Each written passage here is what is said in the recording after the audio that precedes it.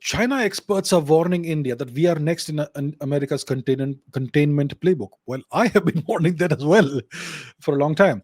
Prime Minister Modi should move India's economy closer to China in the coming 3 to 5 years. America will try to contain India the way the US did to Japan and is trying to do to China. Or you can be like the EU and be a vassal. Well, India has chosen not to be a vassal. That's very clear now, right? We can see that. So India should move closer to China. So the question Amisha is asking is, should we move closer to China? Prime Minister Modi is visiting China this month. How did the US contain Japanese economic growth? What are my thoughts? Okay.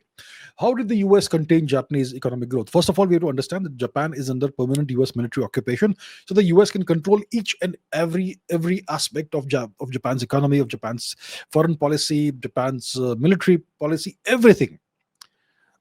The US controls the Bank of Japan, for example. The Bank of Japan can't take a single significant decision without consulting and getting explicit approval from the American generals who actually rule Japan. When it comes to Japan's military policy, everything is controlled by the US. When it comes to Japan's foreign policy, everything is controlled by the US. Japan's constitution, Japan's education system, everything is controlled by the US. The US has more than 130 permanent military bases on Japanese territory. Complete control of Japan, which people don't realize because these things aren't spoken about. How did the US contain Japanese economic growth? In the 1980s, there was this set of accords called the Plaza Accords between the US and Japan. Essentially, this had the effect of forcing the Bank of Japan to change interest rates and make some. I'll not go into the details, but make some modifications in the Japanese economy, which caused a slow, steady, almost imperceptible, gradual, very slow decline in the Japanese economy, Japanese consumption patterns, and so much more. And the consequence of that is that Japan is now almost a middle income country. It was one of the highest income countries in the world in the 1980s.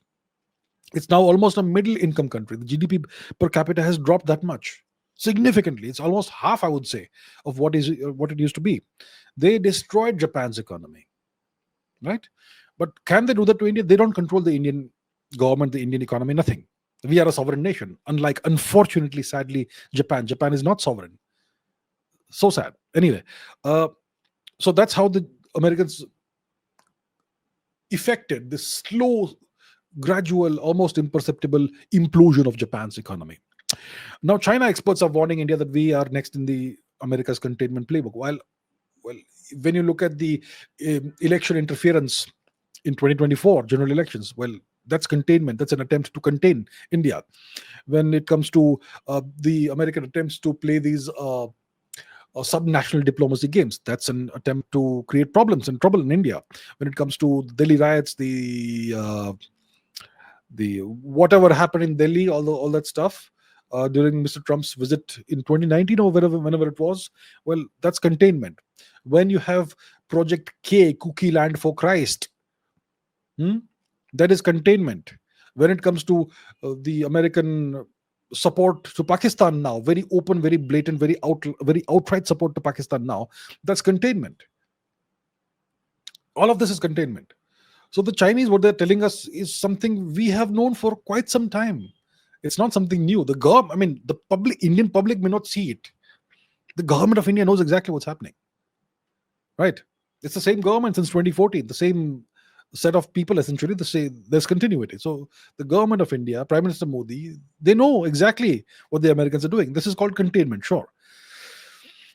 So the Chinese are not telling us something new, but the fact that they are saying this is interesting, right? Because China historically has been okay with that. They themselves have tried to contain India, even the Chinese, by supporting Pakistan like they've done so much. The Chinese also have played the same game, but now they are warning that the Americans are playing this containment game, and they are recommending that the Prime Minister Modi should move India's economy closer to China. Well, we'll have to see about that. Look, obviously there is going to be some kind of decoupling between India and the US economically, like based on what Trump is doing, what the Trump regime is doing. Um, of course, it all depends on what happens over the next year and a half. There's going to be a significant backlash in the US to Trump's actions because it's going to hurt the American public. It's going to hurt them financially, economically, and they're already struggling because of the Biden regime's policies, which cause so much inflation and so much more. Uh, So what should India do? See, clearly India is not going to be a vassal. That decision has been taken now. So India is going to have to pay the price for that, of that. And we are paying the price of that. We're gonna have to, essentially, there could be some more pain coming our way potentially in the coming weeks and months. So America is trying to contain India, sure. So what should India do? Can we move our economy closer to China in the coming months, in the coming 3 to 5 years? So the question is, what does it mean that we should move our economy closer to China? What does it mean? Should we open up our market and make it a dumping ground for Chinese cheap products? That doesn't work. That will cause an even more trade imbalance between India and China. It has to be something that's mutually beneficial. It cannot be beneficial to one country and disastrous for the other country. If we open up our economy to Chinese goods, cheap Chinese goods, it will destroy our manufacturing sector. Because then the Chinese goods will be so cheap and so easily available that Indians will only buy that. The Indian people don't understand the difference, right? The cheapest product is what you'll buy, as long as it's reasonably okay quality. So, what does it mean that we should move our economy closer to China? In what way? That's something they will have to, well, elaborate about. So, if the Chinese are willing to have some kind of a mutually beneficial relationship, economic relationship, then we can explore that. Then China is a dictatorship, so we don't have to go and talk to Chinese companies and all. We just have to talk to the government, and we can hammer out some kind of agreement, and then we can implement that. It will have to be mutually beneficial. It cannot be something that will destroy India's manufacturing sector. It will have to be something that is mutually beneficial. I'm sure the sky is the limit when it comes to cooperation, potentially, between India and China. So much can be done if the two nations are genuinely willing to work together. It depends. So that will depend entirely, essentially, on the Chinese government. So that is something we have to see. It would be good. It would be beneficial for both countries if that sort of thing happens. But will it happen? It will all depend on the Chinese government's approach.